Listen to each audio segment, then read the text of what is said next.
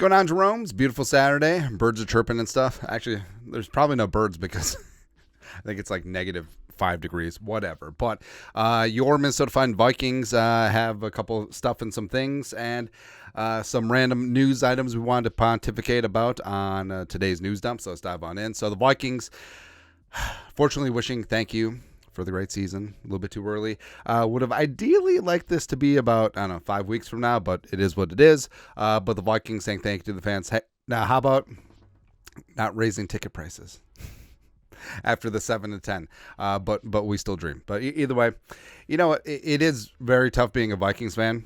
And yeah, on social media, there's some things about, who would you be a bandwagon fan for? Because there's a lot of it with the teams like the Browns, teams like the Texans, and especially the Lions getting off the schneid, where it's just like, right? No one's gonna be a bandwagon Vikings fan because the pain which is inherent, and the pain which is always right around the corner, man. Ain't gonna happen, man. Speaking of pain, so all pro voting, went down on Friday. AP All Pro, so 50 Associated Press voters, and that is the All-Pro team of note. Andrew DePaul, only Viking to make the first or second team, locked in at second team All-Pro at long snapper. Last year he was first team, so the haters and the losers. But you don't know.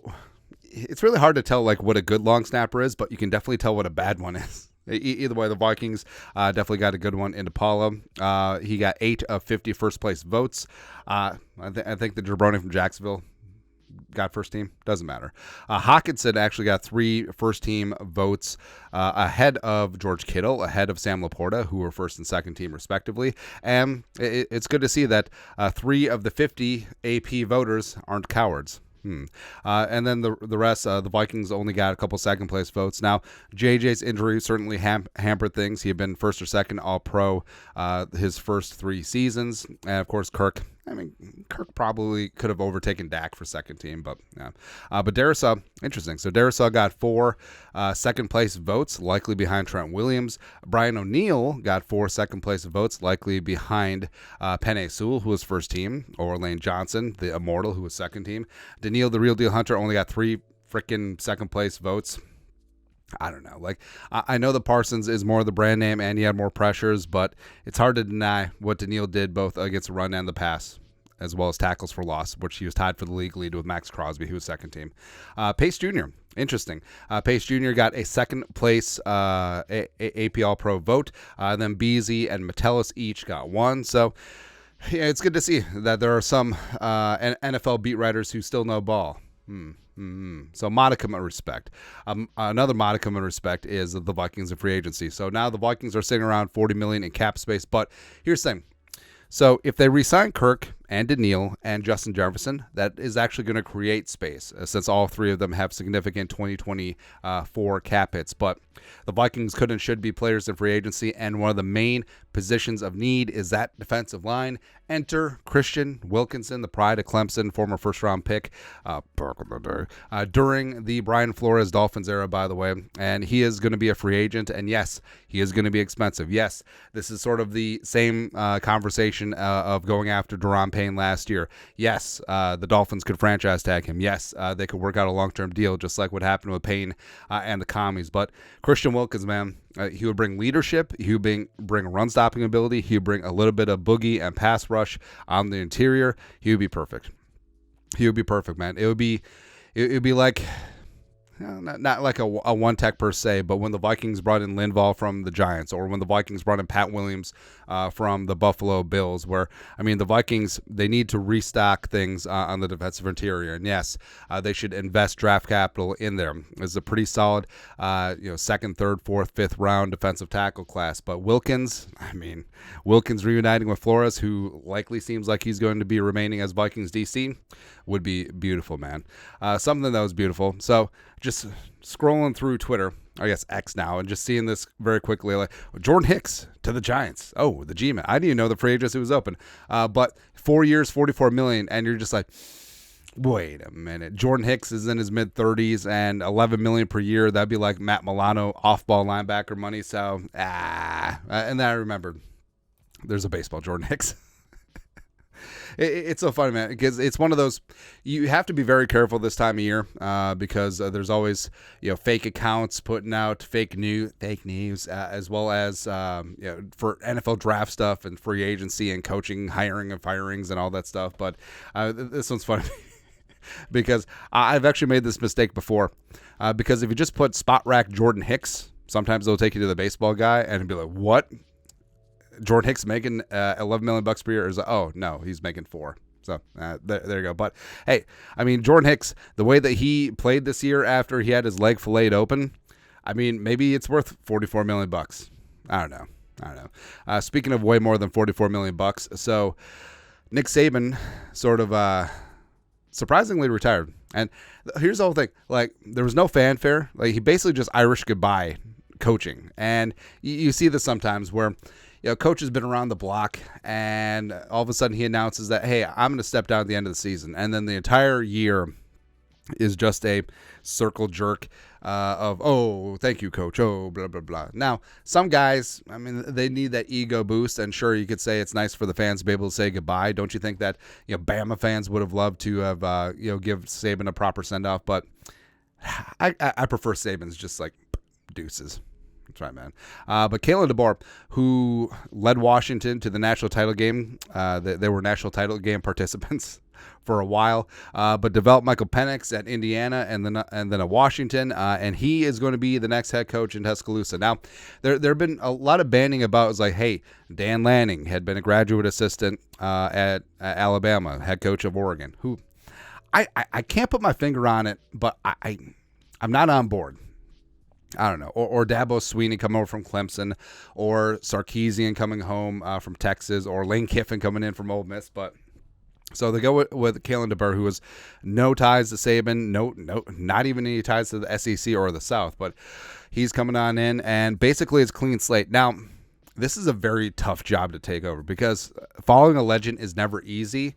Because I mean, if DeBoer wins 12 games, it's a failure. If he's not consistently making the college football playoff Final Four, if he's not winning national titles very soon, it's tough. And Alabama, yes, you have that recruiting base in there. Yes, you do have those facilities. Yes, you have everything. But a lot of that, especially the recruiting, was because of Saban. I mean, the kids, like Alabama in the the 90s after Gene Stallings and into the 2000s before Saban got there, like, Alabama was straight up bad. Like, Alabama was like a mid to lower tier SEC team, constantly on probation, constantly having issues, constantly losing star recruits all over the place. So, I mean, DeBoer's got a tough task ahead, man. He certainly does. And what's crazy, like we said, he doesn't have any ties to the South. So how is he going to, like, walk into living rooms and be like, hey, you should come to Alabama over Auburn, of like, a 6'4", 300-pound defensive tackle, from small town Alabama or small town in the South. I don't know, but I mean, he's a South Dakota guy. South Dakota represent. Played at Sioux Falls. That's where he got his coaching start. Had some stops at Southern Illinois, Salukis, Eastern Michigan, Fresno State for 2 seasons, and the new Alabama head coach was literally the Indiana OC / quarterbacks coach 4 years ago. So where he linked up with Penix, and then Fresno State, and then eventually he reunited with Penix at Washington again for 2 seasons, which was fantastic. So he can develop quarterbacks, which is great. He does have an offensive background, which is a changeup. Saban, of course, defense and DBs all day long. That's why Alabama has so many damn good NFL caliber defensive backs. But the whole thing about Alabama, like Nick Saban, he was a winner. Nick Saban would coach you tough, but Nick Saban will get you to the NFL and just consistently bringing in the 4 and 5 star guys for 3 seasons, sending them off the NFL to make $40-50 million bucks, and that's what happened, man. Now, will NFL caliber talent, not just guys who play on Saturday, but guys who play on Sunday, go to Alabama and play for Kalen DeBoer? I guess we'll find out. I guess we're gonna find out, man. But again, it's so much easier following the guy who followed the guy as opposed to being the first guy who follows the legend. But we'll see. Best of luck to Kalen, but actually not so much. Also, sticking in the SEC, the LSU to Minnesota pipeline It's beautiful, man. So, did you know that Louisiana State is actually the LSU Fighting Tigers? Just like it's the Minnesota Fighting Vikings. That's right, baby. But purple and gold is a sight to behold. Justin Jefferson, Danielle Hunter, back in the day. Patrick Peterson when he was here. Ed Ingram. Also, Nas Reed. Who? Nas Reed. Played at LSU. You'll love to see it. Also, Jaden Daniels. So I do have dreams of Jaden Daniels, and yes, the Vikings would have to make a move up to go get him, but I don't know. Like, could there be rumors about skinny knees? Could there be rumors about gas mask bong? Although I don't think that would cost you in the draft anymore nowadays, but it would be nice to keep up that pipeline. Also, how about Malik Neighbors too? Go ahead. Go 3 deep on this mother, even though we definitely need help in the trenches. Ooh, Mason Smith. There you go. Also, from back in the day, Andrew Sendejo, who, I mean, on some of those Zimmer defenses, I mean, they were so stacked. Like, Sendejo was the worst player, and Sendejo was still pretty damn good. But hard-hitting safety, maybe he couldn't play nowadays because he would be fined, like, his entire game check. He'd be like Jalen Warren out here. But he had some hats a couple years ago, Make Football Violent Again, and they were fantastic. I wish we would have gotten our mitts on one of them. Weren't able to, but Sendejo just randomly tweeted, "Do I resurrect this hat? Make football violent again?" And I feel like the league is definitely shifting away from hard hits. Because remember the ESPN used to have a segment, or like NFL Live used to have a segment called Jacked Up, where it literally just showed hard hits. And definitely feel like the NFL has been hypocritical throughout the years, where like NFL films back in the day, like hard hits, they would sell that on VHS. And let's be honest here. I mean, the violence is something that we as fans do like, because would just a pure flag football 7-on-7 league get as high of ratings as the NFL currently? Probably not. But we as humans, we do like the hard hitting. We don't like seeing anyone got hurt.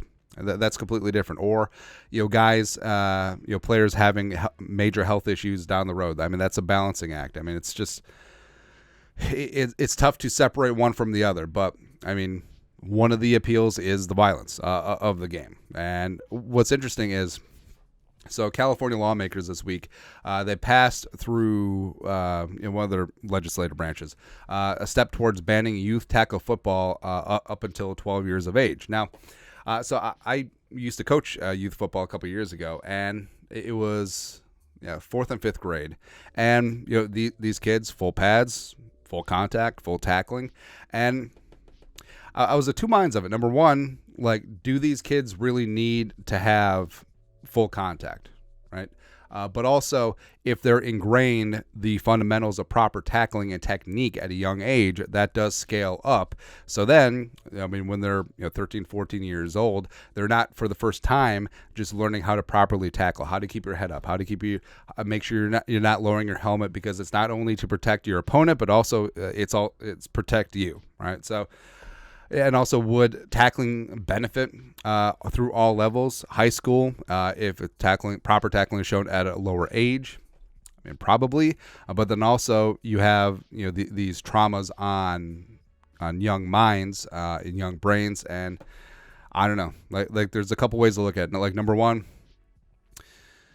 I know a lot of parents aren't going to let their kids play full contact tackle football, but also if you look at all the information that's out there, if you look at all of the medical advancements, if you look at all the equipment enhancements and rule changes and fundamentals being taught at lower levels, I think now is easily the safest time to ever play football. I mean, look how football was like 30 years ago, 50 years ago. No, it's definitely the safest time to play football, but there still is inherent risk. It is a contact sport, right? And I don't know, like I feel like my kid's probably going to play flag football this coming year, and it's fun. I mean, kids learn the fundamentals of throwing, catching, some blocking, route running, footwork, all technique defensively, all that stuff. But I mean, contact is contact. So I don't know, like, kind of go back and forth on this. Like, I don't have a firm stance one way or the other. I feel like both sides of the argument do have merit on this, and there isn't a perfect answer, but.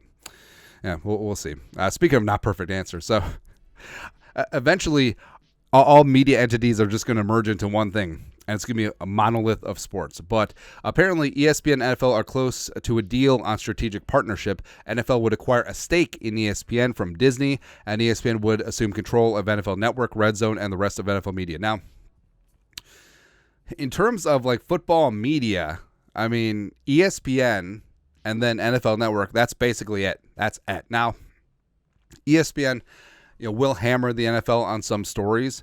NFL Network, not so much, because it literally is a league-owned media outlet, right? And if NFL like acquires a stake of ESPN, now you're wondering is like, when the NFL has a tough story, like who's going to be holding them accountable, right?